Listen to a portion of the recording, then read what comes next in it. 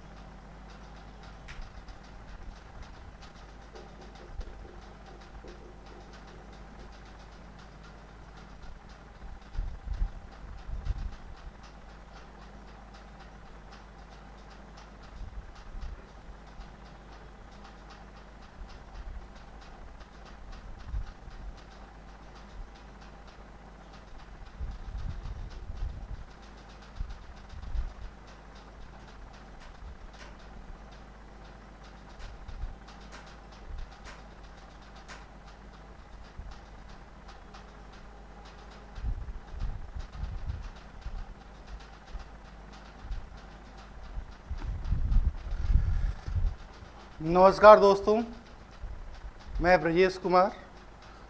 हम लोग एमटीएस के क्वेश्चन के ऊपर काम कर रहे हैं, एमटीएस के प्रीवियस क्वेश्चन के ऊपर काम कर रहे हैं और 2 बजे से हम लोगों का ये ग्रुप था रीजनिंग का स्टार्ट होने का।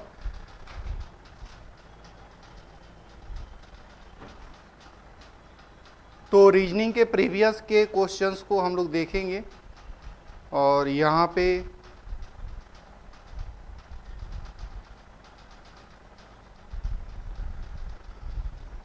ये एमटीएस का प्रीवियस है हम लोगों का और एमटीएस का प्रीवियस काफ़ी यूजफुल है। जस्ट एग्ज़ाम हम लोगों का होने वाला है और उसी के लिए हम लोग काम कर रहे हैं। बहुत सारे लोगों का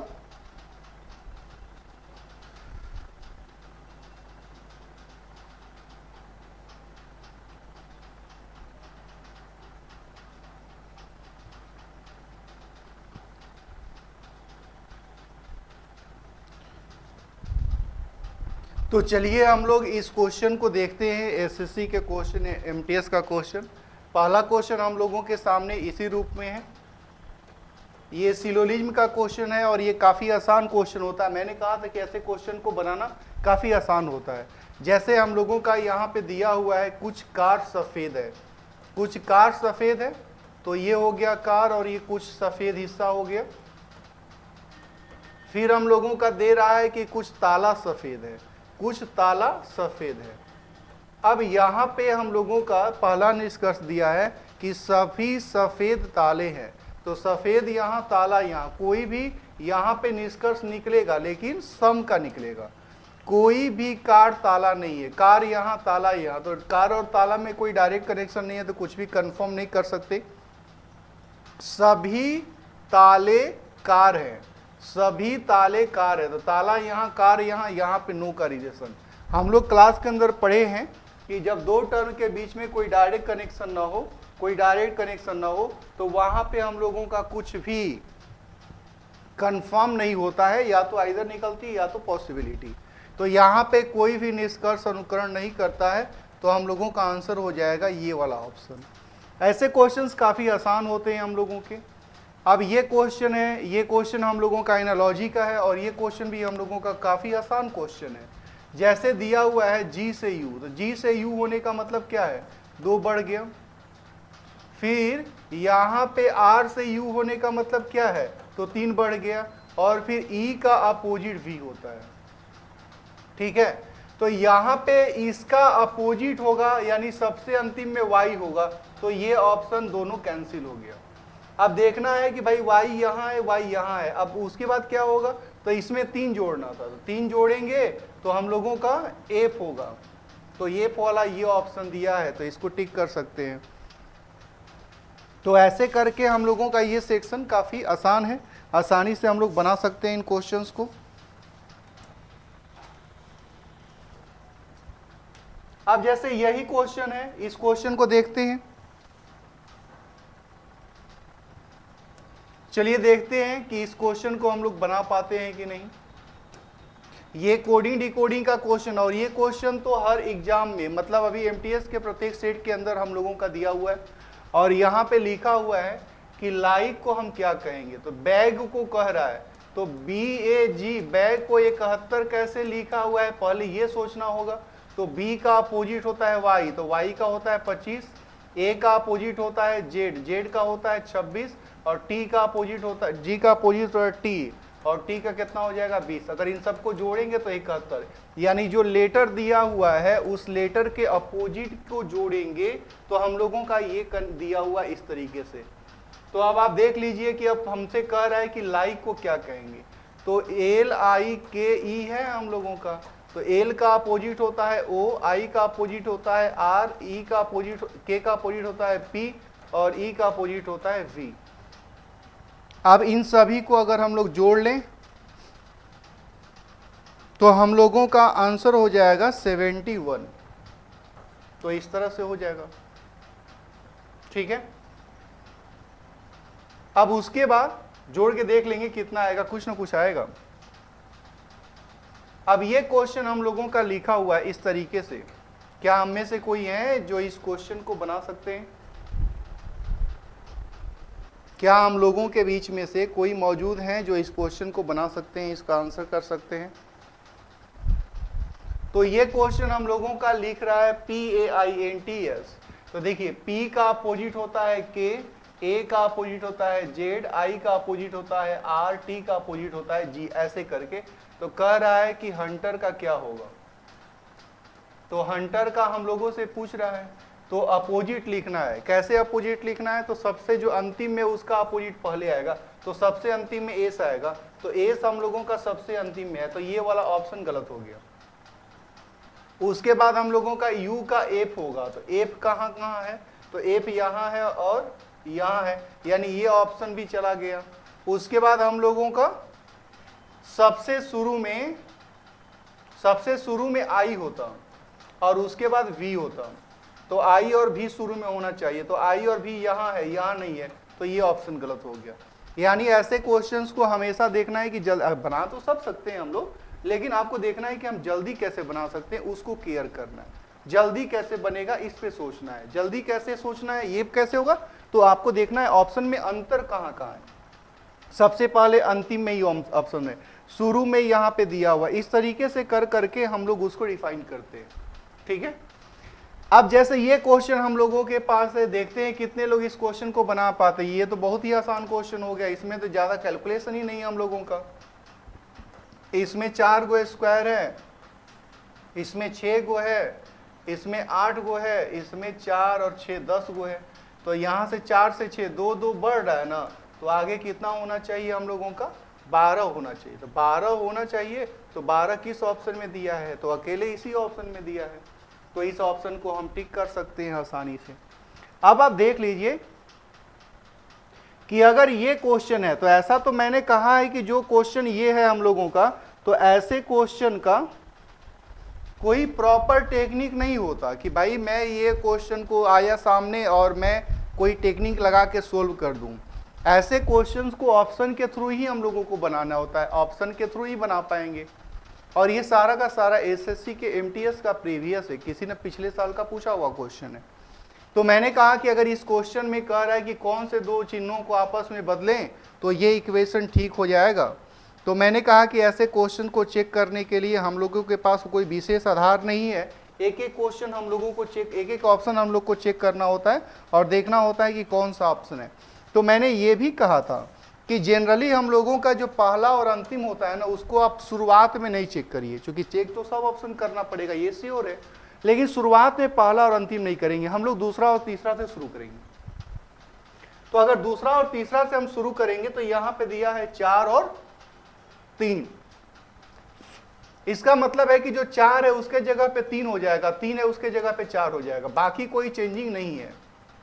तो बाकी कोई चेंजिंग नहीं है, तो यहां पे हम लोगों का ये हो जाएगा। तो 6 9 6 15 3 18, 18 में से 5 गया, तो 18 में से 5 गया 13, 13 में 4 जोड़ेंगे 17। हाँ, यानी इसी ऑप्शन को, यानी इन दो चिन्हों को आपस में बदलने से हम लोगों का काम चल जाएगा। अगर इससे आंसर नहीं मिलता तो इसको चेक करते। मैंने कहा कि ऐसे क्वेश्चन का कोई डायरेक्ट टेक्निक नहीं है, प्रॉपर टेक्निक नहीं है, हम लोगों को ऑप्शन को चेक करना ही पड़ता है। तो मैंने कहा था कि आप जनरली पहला और अंतिम टच नहीं करिए, दूसरे और तीसरे से टच करिए। जब ये दोनों नहीं मिलेगा तो जाहिर सी बात है कोई और को टिक करना पड़ेगा। तो ऐसे क्वेश्चन को हम लोग बना सकते हैं। अब यही क्वेश्चन हम लोगों के पास है, ये क्वेश्चन आसान है, आप बना सकते हैं। क्या जो लोग मौजूद हैं, जो लोग देख रहे हैं वीडियो को, क्या वो लोग इसका आंसर दे सकते हैं कि इस क्वेश्चन का आंसर क्या होगा हम लोगों का?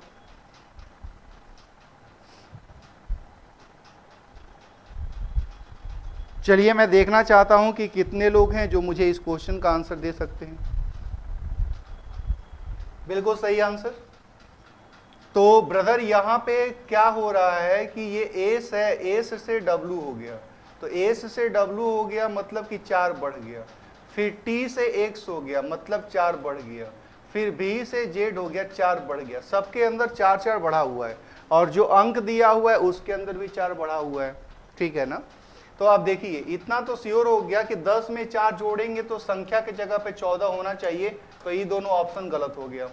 अब देखना है एम एन 14 14, खाली यही ना एगो अंतर आ रहा है दोनों में, बस इसी को देख लेना है कि कहाँ होना चाहिए। तो यहाँ पे एल है, तो एल में यानी 12 में 4 जोड़ेंगे तो 16 होगा ना, पी होना चाहिए, तो ये आंसर हो जाएगा। यानी आपको ये टेक्निक सोचनी होगी, आपको क्वेश्चन नहीं सोल्व करना है, आपको ऑप्शन देखना है कि भाई कौन से ऑप्शन से मेरा ठीक हो जाएगा, कौन से ऑप्शन से मेरा काम चल जाएगा। अब जैसे यही क्वेश्चन हम लोगों के पास है, जरा इस क्वेश्चन को देख लेते हैं। ये भी बहुत आसान क्वेश्चन कह रहा है, जैसे ये है चेंज करना है, तो इस लेड ये प्लेस चेंजिंग है। प्लेस चेंजिंग कैसे हो गया? तो जो अंतिम है वो शुरू में आ गया, तो जो अंतिम है वो शुरू में आएगा, और उसके बाद क्या है, जी आर है तो जी आर इसी रह गया, तो पी ए है तो पी ए रह गए। आर पी ए किस ऑप्शन में दिया हुआ है? तो यहाँ पे दिया हुआ है, इसको टिक कर लेंगे हम लोग। काफी आसान क्वेश्चन है, ऐसा कोई क्वेश्चन नहीं बना जो आपको परेशान करे। आप परेशान हो जाए वो अलग बात है, लेकिन क्वेश्चन ऐसा कोई नहीं बना जो आपको परेशान करे। अब जैसे यही क्वेश्चन है, सिलोनिम का क्वेश्चन है। अगर आपको कॉन्सेप्ट पता है, अगर हम लोगों ने कॉन्सेप्ट पढ़ा है तो काफी आसानी से बनेगा। अगर कॉन्सेप्ट हम लोगों ने नहीं पढ़ा है तो फिर मुश्किल होगा हम लोगों के लिए। अब जैसे ये क्वेश्चन हम लोगों से कह रहा है कि कुछ लाल चूहा है, देखिएगा मैं लिख रहा हूं, कुछ लाल चूहा है, मतलब लाल और फिर दिया हुआ है चूहा, फिर उसके बाद दिया है कि कोई धूसर चूहा नहीं है, मतलब कोई भी धूसर जो है वह चूहा नहीं है। तो अब इसका यहाँ पे देखिए सम का रिलेशन बनेगा। पहला दिया है सभी लाल धूसर है, तो लाल और धूसर में कोई डायरेक्ट कनेक्शन नहीं है, ये गलत हो जाएगा। फिर आगे है कोई भी चूहा धूसर नहीं है, कोई भी चूहा धूसर नहीं है, तो कोई भी चूहा धूसर नहीं है, तो कोई भी चूहा धूसर नहीं है, ये बिल्कुल सही हो जाएगा, ठीक है। तो यहाँ पे ये हम लोगों का ऑप्शन सही हो जाएगा, दू वाला ठीक है। ये बात कौन में दिया है, देखिए आंसर में थोड़ा सा मिसप्रिंट हो गया है, यहाँ पे भी एक लिखा है, यहाँ पे भी एक लिखा है, तो इन दोनों में कोई दो होगा, तो ये ही दिया होगा, इसको टिक कर लेंगे, ठीक है। वो मिसप्रिंट है, मैनुअल एरर है वहाँ पे। अब जैसे ये क्वेश्चन, अगला क्वेश्चन हम लोगों के पास है, देखते हैं ये क्वेश्चन कितने लोग बना पाते हैं। ये क्वेश्चन बेहतरीन है, मैंने कहा कि यही एक क्वेश्चन है जो आपके समय को खाएगा, आपके समय को लेगा। अब आप देख लीजिए क्या हम में से कोई मौजूद हैं जो इस क्वेश्चन का ठीक ठीक आंसर दे सकते हैं। बनाना पड़ेगा, ऐसे क्वेश्चन को बनाना पड़ेगा। चलिए मैं आपके लिए ट्राई करता हूं कि भाई इसका क्वेश्चन क्या आंसर क्या होगा। कह रहा है कि G1 G2 G6 6 लड़के हैं, एक पंक्ति में उत्तर की ओर मुंह करके बैठे हैं। G4 G5 के दाएं दूसरे स्थान पे है। जो 4 है 5 के दाएं दूसरे स्थान पे है, 5 के दाएं दूसरे स्थान पे है। तो ये तीनों एक साथ हो गए। क्योंकि 4 लिखा है 5 लिखा है, जी क्यों लिखे, डायरेक्ट 5 4 से काम चलाते हैं। फिर आगे दिया हुआ है कि G2 बाईं ओर से दूसरे नंबर पे है, बाईं ओर से दूसरे नंबर पे G2 है। तो अगर ये बाईं ओर से दूसरे नंबर पे है तो तीसरा, चौथा, पांचवा, छठवां, 6 गो आदमी था। अब ये तीनों या तो यहां पे बैठेंगे, यहां पे बहुत सारा जगह आगे है। कहता है G5 यहां पे कुछ मिसप्रिंट है लगता है, मैं देख लेता हूं। फिर लिखा है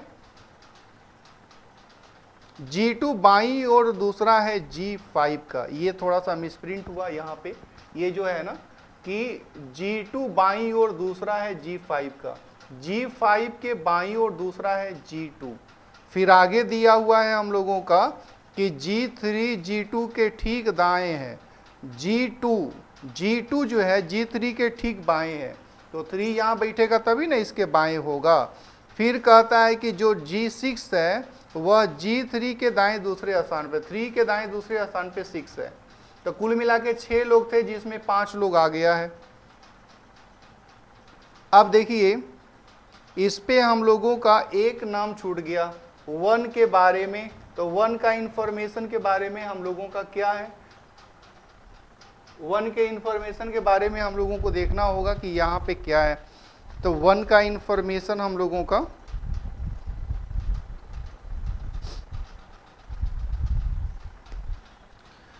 G4 G5 के दाएं दूसरे स्थान पे है। इसमें केवल जैसा कोई वर्ड नहीं दिया है और G1 के बारे में कोई इंफॉर्मेशन नहीं है।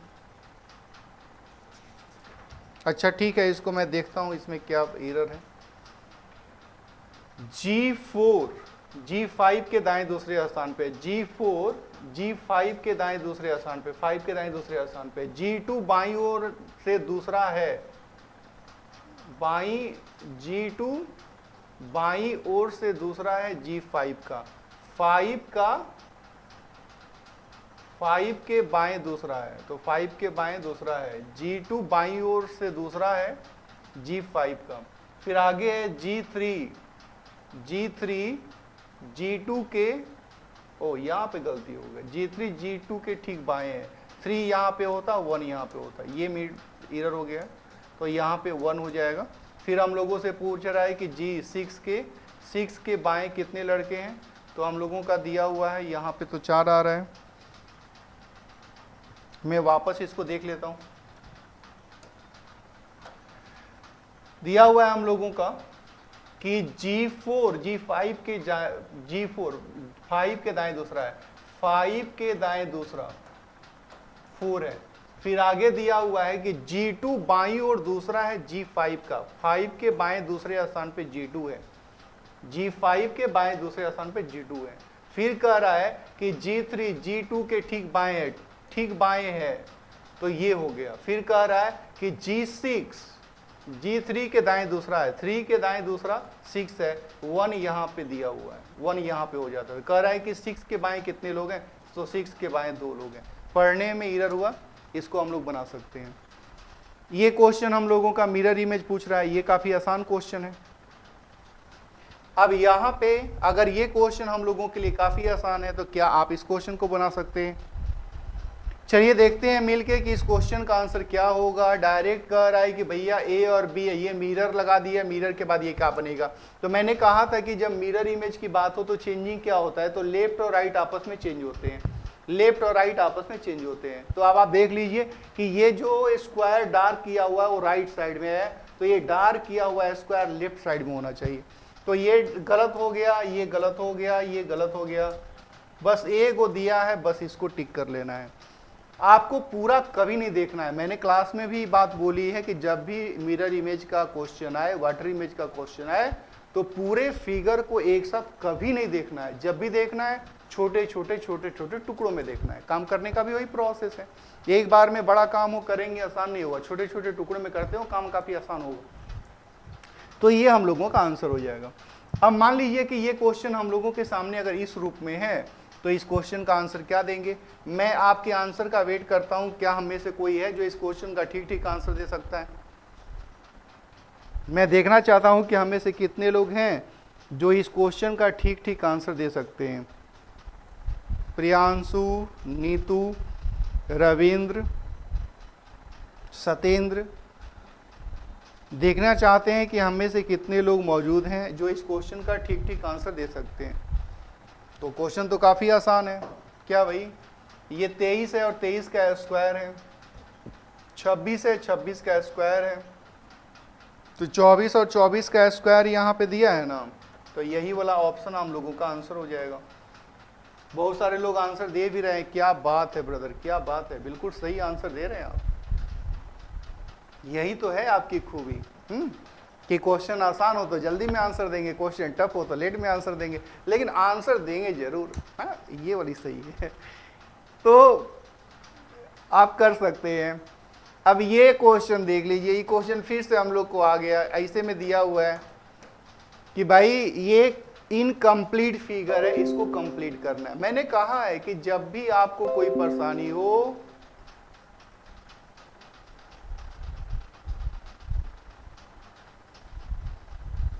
जब भी कोई परेशानी हो तो वैसे कंडीशन में आपको देखना होगा, जैसे ये छोटा सा स्क्वायर है, ये छोटा सा स्क्वायर होता, ये स्क्वायर कौन से दो लाइन पे बनता? तो मैंने क्लास के अंदर बात की है, ये राइट पे बनता और बॉटम पे बनता। तो राइट और बॉटम पे, राइट और बॉटम पे ठीक है, ये वाला राइट और बॉटम पे नहीं है, राइट और बॉटम पे नहीं है, ये भी राइट और बॉटम पे, इन दोनों में से कोई एक होगा। तो देखिए एक वो यहाँ कॉर्नर से निकला है और एक वो बीच में से निकला है। तो ये सब जो निकला है वो बीच में से निकला है कि कॉर्नर में से? तो बीच में से निकला है, तो बीच वाला हम लोगों का आंसर हो जाएगा। कभी भी आंसर देना हो ना तो पूरा क्वेश्चन नहीं बनाना। अगर आप लंबे समय तक मेरे साथ रहते हैं तो ये श्योर है कि आप सारे क्वेश्चन सोल्व करेंगे तभी आंसर देंगे, ये जरूरी नहीं है। आप कम सोल्व करके भी आंसर देंगे, ये मैं कहता हूं। आप मेरे साथ रहेंगे, ज्यादा पढ़ के आप सेलेक्ट होंगे, ये जरूरी नहीं है। कम पढ़ के भी आप सेलेक्ट होंगे, ये मैं कहता हूं। लेकिन आपको मेरी बातें सुननी होगी, समझनी होगी ना, नहीं तो फिर मुश्किल होगा। आप अपने तरीके से काम करेंगे तो ये आपका अपना अनुभव होगा ना। अब ये क्वेश्चन है, ये क्वेश्चन तो और ही आसान है। ये कह रहा है कि भाई 3 का स्क्वायर मतलब 3 से 81 का क्या रिलेशन है? तो 3 के पावर 4 81 होता है। 4 से 256 का क्या रिलेशन है? तो 4 के पावर 4। मैं इसको ऐसे लिखता हूँ, नहीं तो देखने में आपको अटपटा लगेगा। मैं ऐसे लिख देता हूँ, 4 के पावर 4 ही लगेगा ना, दोनों सेम टाइप का। तो यहाँ पे 5 के पावर 4 होना चाहिए ना। तो 5 के पावर 4 का मतलब ये हो गया कि 5 गुने 5 गुने 5 गुने 5। तो ये सब गुना करके कितना होगा? 625 होगा ना। तो ये आंसर हम लोग टिक कर सकते हैं। कोई भी क्वेश्चन आप देखते समझ पाएंगे, इसके लिए ज़्यादा जरूरी है कि आप अभ्यास करें। आप ज़्यादा पढ़ें ये जरूरी नहीं है, आप कम पढ़ें लेकिन ज़्यादा बार पढ़ें ये महत्वपूर्ण है। सेलेक्ट होने का बस यही तरीका। मैंने कल भी कहा था कि आप अगर एग्जाम में सेलेक्ट होना चाहते हैं तो आपको पूरा रीजनिंग नहीं पढ़ना है, पूरा मैथ नहीं पढ़ना है, पूरा इंग्लिश नहीं पढ़ना है। आपको ये सोचना है कि भाई मेरे को अगर रीजनिंग पढ़नी है तो पिछले 2 साल 3 साल के अंदर रीजनिंग के कौन कौन से टॉपिक से हमारे एग्जाम में क्वेश्चन आया है, अब उसी क्वेश्चन को टारगेट करना है। अब जैसे मान लीजिए डायरेक्शन ही है, आप देखिएगा तो कल का भी जो सेट हम लोग बनाए हैं और आज का भी सेट बना रहे हैं, उसमें डायरेक्शन का दूर दूर तक कोई लेना देना नहीं है। भैया डायरेक्शन पूछता नहीं है जो हमारे एग्जाम में, तो हम पढ़ के करें क्या? आप देखिएगा कैलेंडर और क्लॉक का क्वेश्चन, देखिएगा डाइस का क्वेश्चन। भैया मेरे एमटीएस में क्लॉक, कैलेंडर, डाइस के क्वेश्चन नहीं है तो मैं पढ़ के क्या करूं? मैं विद्वान नहीं बनने के लिए आया, मुझे जॉब लेनी है, मुझे सिलेक्ट होना है, मुझे पैसा कमाना है। तो एग्जाम में सिलेक्ट होना है तो एग्जाम के क्वेश्चन को, एग्जाम के पैटर्न को, एग्जाम के सिलेबस को आपको स्टडी करना होगा। एक मैंने बहुत बड़े टॉपर, यूपीएससी टॉपर की मतलब स्पीच, उनका मोटिवेशन सुना था। उन्होंने कहा था कि मैं इस बात से कभी मुझे फर्क नहीं पड़ता कि मुझे क्या आता है, मैं हमेशा इस पे देखता कि अगर 24 घंटे मैं आज की क्लास ली, 24 घंटे अगर टाइम है मेरे पास, 24 घंटे के 6 घंटे मैंने पढ़े हैं, तो मैं ये देखता हूँ कि 6 घंटे का जो पार्ट है वह मेरे एग्जाम के लिए ज़रूरी है कि नहीं है। पहले मैं सिलेबस पढ़ता हूं, फिर उस टॉपिक को, जैसे मान लीजिए आप रैंकिंग पढ़ना शुरू किए, तो उनका कहना था कि रैंकिंग का माले पहले सिलेबस देखता कि एमटीएस के अंदर रैंकिंग से कौन कौन क्वेश्चन पूछा है, और उसके बाद में रैंकिंग पढ़ना शुरू करता। हम लोग क्या करते हैं, पहले रैंकिंग पढ़ते हैं, रैंकिंग पढ़ते हैं, रैंकिंग पढ़ते हैं, रैंकिंग पढ़ते हैं, बहुते बार रैंकिंग पढ़ते हैं, उसके बाद एग्जाम देते हैं। हम एमटीएस में क्या पूछा है रैंकिंग से, ये कभी नहीं सोचते, सोचते भी हैं तो बहुत बाद में सोचते हैं। तो यही अंतर है सेलेक्ट लोगों में और हमारे में। जो सेलेक्ट हो गए उनकी प्लानिंग हमसे बेहतर रही है। हम सेलेक्ट नहीं हुए तो ऐसा नहीं है कि हम उनसे पढ़ने में कमजोर हैं, कम पढ़ते हैं, हम अभी भी उनसे ज़्यादा पढ़ते हैं, लेकिन हमारी प्लानिंग कमजोर है, हमारी प्लानिंग में कोई सीक्वेंस नहीं है। हम क्या करते हैं, हम पहले किताब पढ़ते हैं, किताब सेलेक्ट करते हैं, किताब पढ़ते हैं। वो ऐसा नहीं है, वो पहले सिलेबस पढ़ते हैं फिर किताब पढ़ते हैं। ये अंतर है उनमें और मेरे में। तो चलिए यहाँ पे देखते हैं ये क्वेश्चन को। ये क्वेश्चन कह रहा है 48 से 54 हो गया, तो ये अल्टरनेट करेगा, चूंकि यहाँ पे 48 है, 54 है, 45 है, तो छोटा बड़ा ऐसा वाला बात है, तो अल्टरनेट चेक करना है। अल्टरनेट चेक करेंगे, आंसर मिल जाएगा। यहाँ पे -3 हुआ, फिर -3 हुआ, फिर -3 हुआ। ये तो मतलब नहीं हो बनाएंगे तो भी काम चलेगा। जो मैंने बात बोली, अगर आप उससे सहमत हैं तो एक बार रिप्लाई करिए कि हाँ बिल्कुल आप ठीक बोल रहे हो। सहमत नहीं है तो भी आप बोलिए कि नहीं नहीं नहीं, मेरे को तो किताब ही पढ़ना है, सिलेबस तो हम बाद में भी पढ़ लेंगे। या तो मेरे साथ हो सकते हैं या मेरे अपोज में हो सकते हैं, बट दोनों ही तरीकों में आप बोलिए, ताकि मेरे को भी लगे ना कि आप मेरे को देख रहे हो, सुन रहे हो, आप उस पर सोच रहे हो। हाँ, तो ये कर सकते हैं हम लोग। तो चलिए इस क्वेश्चन को हम लोग बनाते हैं। ये क्वेश्चन हम लोगों के सामने है। अब इस क्वेश्चन के लिए क्या है, थोड़ा सा गलती हो गया है, ये सीरीज का क्वेश्चन है, ऐसे यहाँ पे डबल पॉइंट दिया हुआ है, यहाँ पे डबल पॉइंट है ये वाला। तो ये 29 के बाद जो अगला प्राइम नंबर है, 29 के बाद जो अगला प्राइम नंबर है वो 31 है। फिर 19 के बाद जो अगला प्राइम नंबर है वह 23 है। तो 31 के बाद अगला प्राइम नंबर क्या होता, 37 होता ना। तो 37 दिया है क्या कहीं, हाँ दिया है, तो ये टिक कर सकते हैं। मैंने देखा है जब हम लोग पटना के अंदर आते, किसी भी कोचिंग में ज्वाइन करते ना, तो पहले पूछते कि भाई कौन से किताब को पढ़ेंगे तो मेरा सिलेक्शन हो जाएगा। आप किताब बताओ कौन सा किताब पढ़ना है, मैं किताब पढ़ के एकदम रख सकता हूँ। फिर जब मेरे पास आते तो जाहिर सी बात है डॉक्टर के पास जाएंगे, दवाई लिखेंगे ना। अगर वो दवा 1-2 लिख दें, संतुष्टि नहीं मिलती कि यार इतना मैं डॉक्टर है, 1-2 दवा लिखा, इसमें मेरा क्या होगा, थोड़ा सा लगे ना ज़्यादा होना चाहिए। फ़ी तो ले लिया 1500, दिया 2 दवा, क्या मतलब है, दवा से ज़्यादा तो उसका फ़ी है। ऐसे वाली फीलिंग के साथ जाते डॉक्टर भी, जब उनको फील हो जाता अच्छा इसी बात है, लिख देते जिनका ज़रूरत नहीं है। तो आप मेरे पास आएंगे, सर जी किताब बताओ, मैं जाहिर सी बात है 2-4 किताब नाम ले लूँगा। लेकिन ये ज़रूरी नहीं है कि आप बहुत किताब नहीं पढ़नी, आप एक किताब लो, पढ़ो, उससे काम चल जाएगा मेरा। ज़्यादा पढ़ के कोई सिलेक्ट नहीं हो सकता। आप पीएचडी कर सकते हो, आप वैज्ञानिक बन सकते हो ज़्यादा पढ़ के, लेकिन आप सिलेक्ट नहीं हो सकते। अब ये क्वेश्चन है, ये क्वेश्चन डायरेक्शन का है। डायरेक्शन में मतलब है नॉन वर्बल का, बट इसमें डायरेक्शन यूज हुआ है। जैसे पहले ये जो एरो है ना, वो ऐसे वाला में है, फिर उसके बाद वो ऐसे वाला में गया, फिर उसके बाद ये वो ऐसे वाले में गया, फिर ऐसे वाले में गया। मतलब पहले 45 डिग्री है, फिर 90 डिग्री है, फिर 45 डिग्री है, फिर 90 डिग्री उल्टा होगा, इसे सीधा जाना चाहिए। सीधा जाना चाहिए तो सीधा इसमें नहीं है, वो तो चला गया। उसके बाद ये देखिए, ये जो है पॉइंट ऐसे है, फिर ऐसे है, फिर ऐसे है, फिर ऐसे है। तो जब ये सीधा बना होगा ऐसे, तो ये पॉइंट ऊपर चला गया होगा, तो ये पॉइंट ऊपर चला गया होगा, इसमें नहीं दिया हुआ है। अब उसके बाद ये वाला पॉइंट है, तो ये वाला पॉइंट इसके इस साइड में है,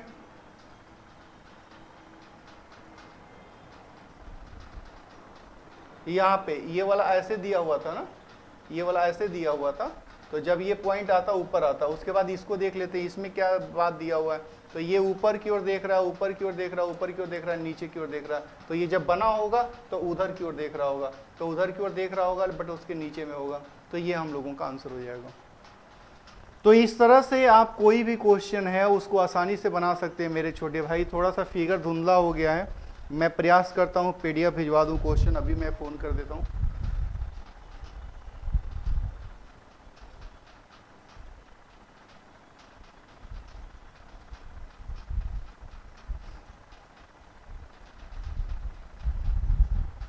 तो ये क्वेश्चन में कह रहा है कि भाई ये वाला फिगर पहले ऐसे दिया हुआ है, एक वो ऐसे तिर्यक है। अब ये ढूंढना है कि भाई कौन फिगर में मिलेगा, कौन फिगर में मिलेगा। सीधा लाइन है एल टाइप का, सीधा लाइन है एल टाइप का, सीधा लाइन है एल टाइप का। इसमें सीधा लाइन एल टाइप का नहीं है, कहीं नहीं है इसमें। ये बस यही एगो फिगर तो है जो डायरेक्ट दिख रहा है। एक वो ऐसे वाला फिगर है, फिर ऐसे वाला फिगर है, ये बात ऐसे दिया हुआ है। तो बस यही एक आंसर हो सकता है। मतलब मुझे लगता है ना कि पूरे नन वर्बल का सबसे टफ पार्ट ना यही वाला फिगर है। मतलब जहाँ पे सन्निहित फिगर के बारे में सोचना है कि कौन सा फिगर उसके अंदर है। तो अगर ध्यान से आई कंसंट्रेशन नहीं रहा ना, तो मुझे लगता है ऐसे क्वेश्चन हम लोग गलत ही कर जाएंगे। नहीं, मुश्किल है ना आंसर देना। अब देखिए अगला क्वेश्चन हम लोगों के पास है, बट मैं इस क्वेश्चन को ये क्वेश्चन के बारे में मैंने कहा है कि भाई ये ऐसे क्वेश्चन है जहाँ पे हम लोगों को अपने दिमाग नहीं लगाने, आपको दिमाग लगा के इसको सोल्व नहीं कर सकते, मुझे एक एक ऑप्शन देखना होगा। ऐसे क्वेश्चन को एक एक ऑप्शन देखना होगा, कोई शॉर्टकट टेक्निक नहीं है, कोई डायरेक्ट टेक्निक नहीं है कि भैया ये मिला ले ये मिला ले, सब चेक करना होगा। हाँ, लेकिन मैंने अपना ऑब्जर्वेशन देखा है और उस बेस पे मैंने कहा है कि आप पहला और अंतिम से शुरुआत ना करें, आप दूसरे और तीसरे से शुरुआत करें। अगर ये दोनों आंसर दे गए तो ठीक है, नहीं दे गए तो फिर तो चेक करना ही चेक करना है ना। तो ऐसे कंडीशन में, हालांकि अब जब इस वाले ऑप्शन को बनाएंगे तो ये काम चल जाएगा। तो यहाँ पे 70 और 10 को मैं बदल के देख लेता हूँ। 70 और 10 को, मतलब यहाँ पे 10 हो गया और यहाँ पे 70 हो गया। और उसके बाद कह रहा है कि प्लस और माइनस को बदल दीजिए, मतलब प्लस यहाँ पे माइनस यहाँ पे। यहाँ पे थोड़ा सा मिस्टेक है, ये प्लस और डिवीजन है, प्लस और डिवीजन है ना, नहीं तो फिर आंसर ही नहीं मिलेगा। प्लस और डिवीजन के साथ में काम करना है।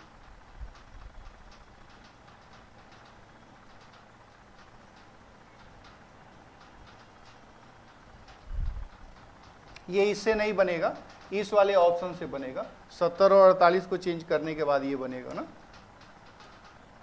चलिए इस क्वेश्चन को देख लेते हैं। मैंने कहा 70 और 48 को चेंज करिए, मतलब 48 के जगह पे 70 और 70 के जगह पे 48, और डिवीजन और क्रॉस को, मतलब यहाँ पे आ जाएगा क्रॉस और यहाँ पे हो जाएगा डिवीजन।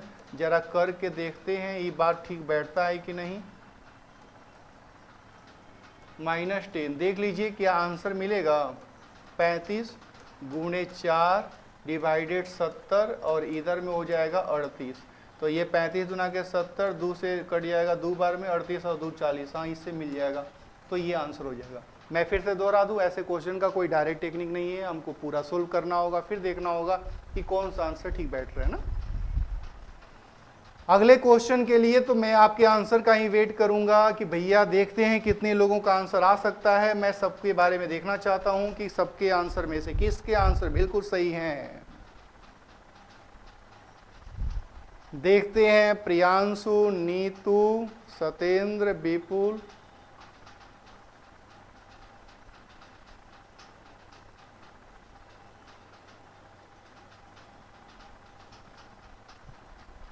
कितने लोगों का आंसर देखते हैं सही आ रहा है। चलिए सबसे पहले सनी ने आंसर दिया ऑप्शन नंबर 2, नीतू भी आंसर दिए हैं 2,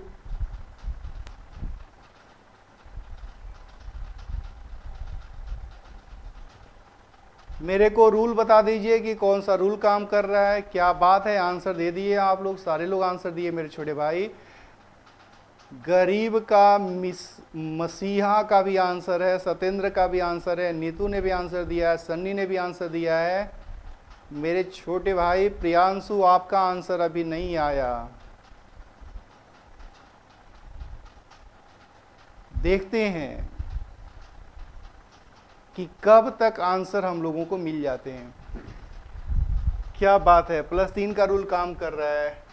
तो यहाँ पे कह रहा है कि भाई एज, तो 8 में 3 जोड़ेंगे 11, 15 में 3 जोड़ेंगे 18, 16 में 3 जोड़ेंगे 19, 5 सब में 3-3 जोड़ना है। तो सब में 3-3 जोड़ना है ना। तो अब देख लीजिए सबका पहला लेटर और दूसरा लेटर बिल्कुल सेम है, तो वो तो पढ़ के बनाने वाला भी बात नहीं है, वो तो सेम है, हम चेक करेंगे पढ़ेंगे तो भी वही आंसर आना है। हम अंतिम में इसमें करते हैं, तो 3 जोड़ेंगे तो 6 और 3 जोड़ेंगे तो 14। ए फॉर एन होना चाहिए। ए फॉर एन कहाँ कहाँ है, तो ए फॉर एन यहाँ और यहाँ है। तो इस तरीके से हम लोग इसका आंसर कर सकते हैं।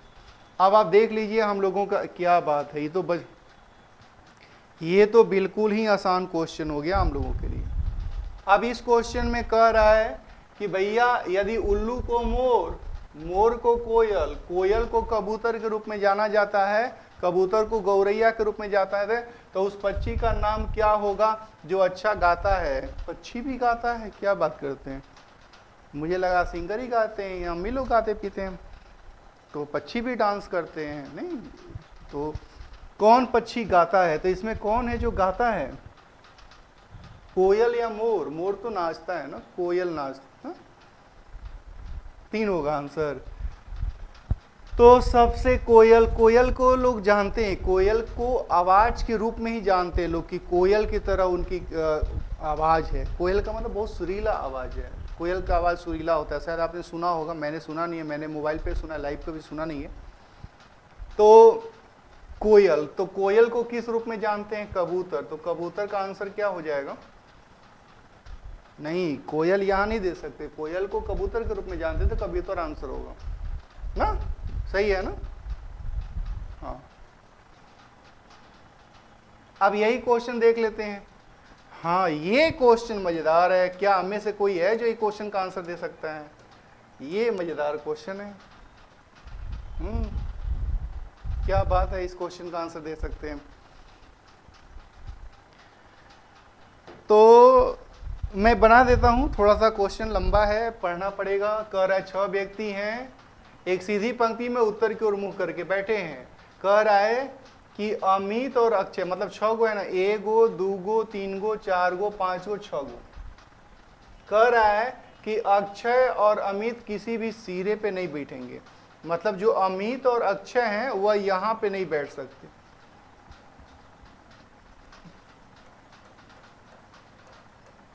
अमित और अक्षय यहां नहीं बैठ सकते, और अमित और अक्षय यहां नहीं बैठ सकते, ये बात हम लोगों को मना कर दिया। फिर आगे कह रहा है कि अमित और अनुभव परस्पर निकट पड़ोसी हैं, यानी अमित और अनुभव जहां भी बैठेंगे एक साथ बैठेंगे। अमित और अनुभव ये दोनों एक साथ बैठेंगे, लेकिन कहां बैठेंगे फिलहाल पता नहीं है, लेकिन जहां भी बैठेंगे दोनों एक साथ बैठेंगे। कह रहा है कि आर्यन दाएं सिरे से दूसरे पे बैठा हुआ है, दाएं सिरे से मतलब इधर से दूसरे पे कौन बैठा हुआ है, आर्यन बैठा हुआ है।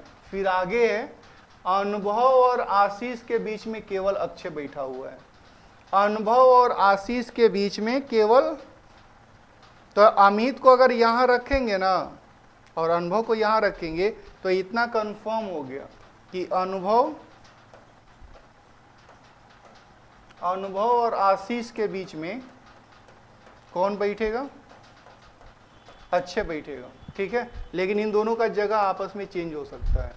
अमित अनुराग के बाईं और दूसरे स्थान पे बैठा है, अमित अनुराग के बाएं दूसरे ओर। अब देखिए, अब थोड़ा सा इसको बनाते हैं।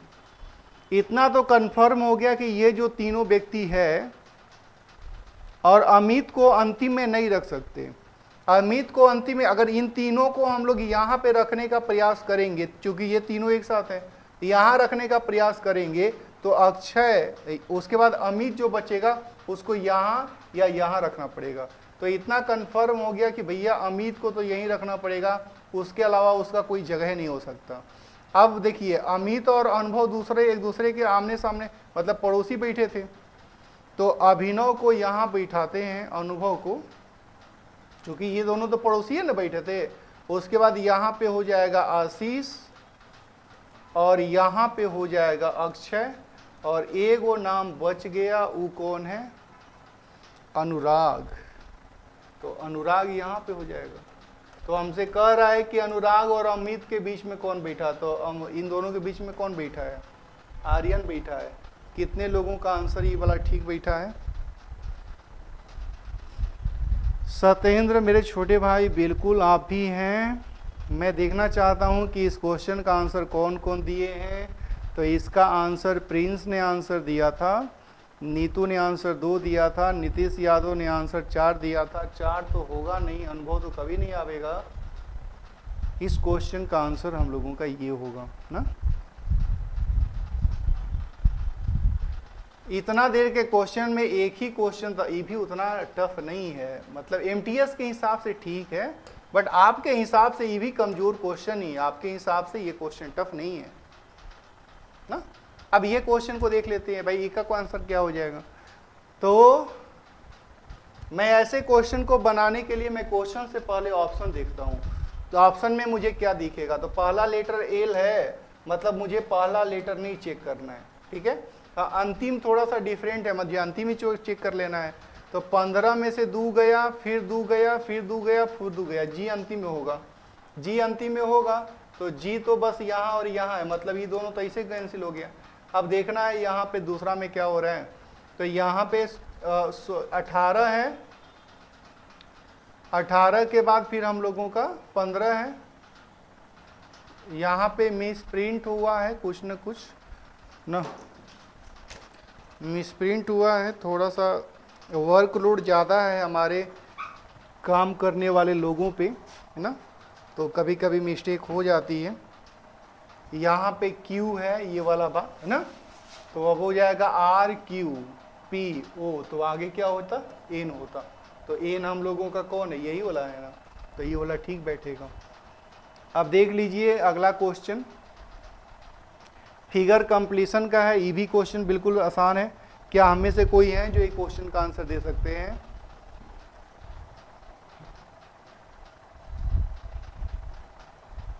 काफी आसान है ना, आसान नहीं है, इससे आसान क्या हो सकता है ना। कह रहा है कि दिए गए विकल्पों में से उस विकल्प को चुनिए जो इसके पैटर्न को, फिगर को पूरा करता हो। तो सबसे पहले मेरे छोटे भाई कि ये जो फिगर आएगा उसमें 2 गो स्क्वायर होगा, चूंकि हर बॉक्स में 2 गो स्क्वायर है। तो जब 2 गो स्क्वायर है तो ये आंसर कभी होगा, ये आंसर कभी होगा, नहीं होगा। अब 2 गो स्क्वायर कहाँ है, तो एक गो सर्कल के बाद 2 गो स्क्वायर है, तो एक गो सर्कल के बाद 2 गो स्क्वायर इसमें नहीं दिया हुआ, इसे गलत हो गया, ये आंसर हो गया। पूरा का पूरा नहीं बनाना है, मैं बार बार दोहराता हूं। अब अंतिम क्वेश्चन है, ये क्वेश्चन मैं आपके लिए छोड़ देता हूं। 3 क्वेश्चन हम लोगों के एमटीएस के अंदर रैंकिंग के, जब आप करतार का वॉल्यूम पढ़े होंगे बैंक एसएससी रेलवे के अंदर, तो उसमें स्टेप नंबर जो 6 है उससे हो गया। और अगर आप एयरफोर्स नेवी के अंदर पढ़े होंगे रैंकिंग का, तो उस रैंकिंग किताब मतलब चैप्टर का 1 से लेके 21 तक का, यही दोनों सेक्शन देख लीजिए, 3-3 क्वेश्चन लेके आए हुए हैं। सीटिंग अरेंजमेंट का भी एक क्वेश्चन है, लेकिन उस सीटिंग अरेंजमेंट भी इतना टफ नहीं है जितना हम लोग सोचते हैं। अब यही क्वेश्चन है। अब क्वेश्चन में क्या कह रहा है, क्वेश्चन में कह रहा है कि 7 विद्यार्थी हैं, पवन, अमन, रमन ऐसे सब नाम दिया हुआ है, कि इन्हीं 2 विद्यार्थियों को एक समान अंक नहीं मिला हुआ है।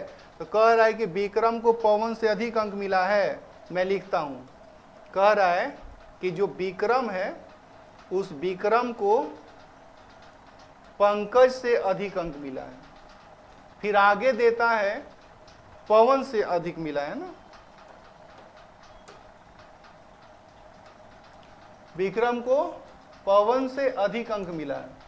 फिर है पवन को अमन से अधिक मिला है, पवन को अमन से अधिक अंक मिला है। रमन और तन्मय को सबसे अधिक और सबसे कम अंक मिले हैं। तो मैं इसको सजा लेता हूं, 7 लोग थे ना, 1 2 3 4 5 6 7। कह रहा है कि जो रमन है उसको सबसे अधिक, रमन को सबसे अधिक अंक मिला है, और जो तन्मय है उसको सबसे कम अंक मिला है। अब ये तीनों जब सजेंगे ना, तो ये तीनों या तो यहां सजेंगे, या तो यहां, या तो यहां। आगे पढ़ते हैं।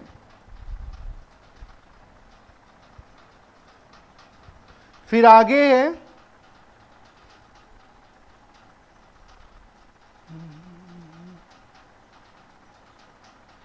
इन दोनों का जगह भी हो सकता है, चूंकि आगे लिखा है, लेकिन अनिवार्य रूप से इसी क्रम में नहीं, मतलब इन दोनों का इधर उधर जगह भी हो सकता है, लेकिन यही रहेगा।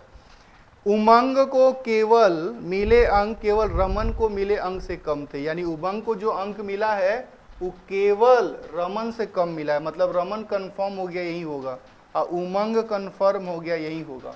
फिर अधिक है, सनम के अंक केवल एक व्यक्ति से अधिक थे, तो एक व्यक्ति तो कंफर्म से यही ना रहेगा, तो यहाँ पे सनम हो जाएगा।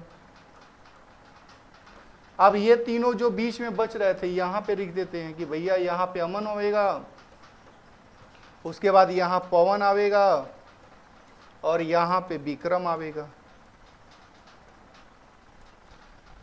तो कह रहा है कि किसके अंक पवन और सनम के बीच में थे, तो पवन कहाँ है, यहाँ, सनम कहाँ है, यहाँ, तो अमन का अंक है।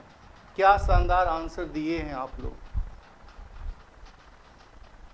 हाँ सत्येंद्र, वो दिया था क्वेश्चन में, जरूरी नहीं है कि वो सबसे अंतिम में होगा ये सबसे शुरू में होगा, ऐसा नहीं दिया था, लेकिन जो ये वाला लाइन दिया है उसके बेस पे हम लोग उस बात को कर सकते हैं।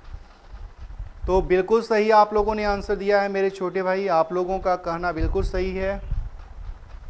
तो इस तरह से आप कर सकते हैं। एक चीज़ और है, अब किसी भी चीज़ की ना आपको ज़रूरत हो, किसी भी सेट प्रैक्टिस क्वेश्चन का या किसी भी चीज़ को लेके ना, तो व्हाट्सअप नंबर है मेरा, आप वहाँ पे शेयर कर सकते हैं, मुझे बता सकते हैं कि भाई ये मेरी प्रॉब्लम है, आप सोल्व करो। मैं जितना पॉसिबल होगा आपके लिए काम करूँगा। आप सफल हों इसमें मेरी भी खुशी है, आपकी खुशी तो है ही, लेकिन आपकी खुशी के साथ साथ मेरी भी खुशी है, क्योंकि आपकी सफलता से ही हम चलते हैं ना। आप सफल नहीं होंगे तो मैं कहाँ चला ना। तो हम दोनों का सहयोग, मतलब मैंने एक अपना डायलॉग भी लिया है, लिखा है ना, कि मेहनत आपकी मार्गदर्शन हमारा, यही है रिजल्ट का वादा। और इस तरीके से सिर्फ हमारा गाइडलाइन होगा, आप भाई ऐसे पढ़ो। मैंने कहा है कि आप बेहतर डायरेक्शन ही हम लोगों को सही मुकाम पे ले जा सकता है, सही मंजिल तक पहुंचा सकता है। अगर हमारे डायरेक्शन गलत हो या हमारे डायरेक्शन मल्टी हो जाए तो फिर हम कहीं नहीं पहुंचेंगे। डायरेक्शन हमेशा एक तरफ होना चाहिए, मुझे ये करना है तो करना है, ये ना कि अच्छा ये करना है, थोड़े 2 महीना बाद ये करना है, 4 महीना बाद ये करना है, उस चक्कर में फिर 2-4 साल निकल जाएंगे और फिर हम लोग घूम फिर के वही होंगे कि बढ़ा क्या होगा, तो उम्र बड़ी होगी, तजुर्बा बढ़ा होगा, ज्ञान बढ़ा होगा, बट रिजल्ट नहीं बढ़ा होगा ना। तो आप देख लीजिए क्या चाहिए, तजुर्बा चाहिए, ज्ञान चाहिए, हाँ, सफलता चाहिए। एज न चाहते हुए भी बढ़ेगी, उसको नहीं रोक सकते। फिर भारत सरकार, बिहार सरकार लगा के रखी है कि आप इस उम्र के हो गए, इसके ऊपर हो गए तो आप ये फॉर्म नहीं भर सकते, बाउंड्री लाइन टच किया हुआ, तो आप उससे पहले उसके नीचे ही सफल हो जाएं। मैं तो ऐसा ही चाहता हूं, और उसके लिए जो मेरी तरफ से बनेगा मैं करूंगा, लेकिन उसमें आप भी सहयोग करें, हम लोग मिल के काम करेंगे। तो आज की क्लास को हम लोग यहीं पे एंड करेंगे। अभी इंग्लिश का आपका डिस्कशन होगा 10 मिनट 15 मिनट बाद, 3 बजे से टाइम रखा हुआ है, तो 3:10 से शुरू होगा डिस्कशन हम लोग का इंग्लिश का। आप लोग इंग्लिश में भी जुड़िए और उसका डिस्कशन देखिए। अभी हम लोगों का ये चैट डिस्कशन अभी ऑफ हो जाएगा, फिर 10 मिनट बाद ओपन होगा, आप जुड़ जाइएगा और उसको फिर देखिएगा। चलिए फिर हम लोग नेक्स्ट क्लास में मिलते हैं। Thank you.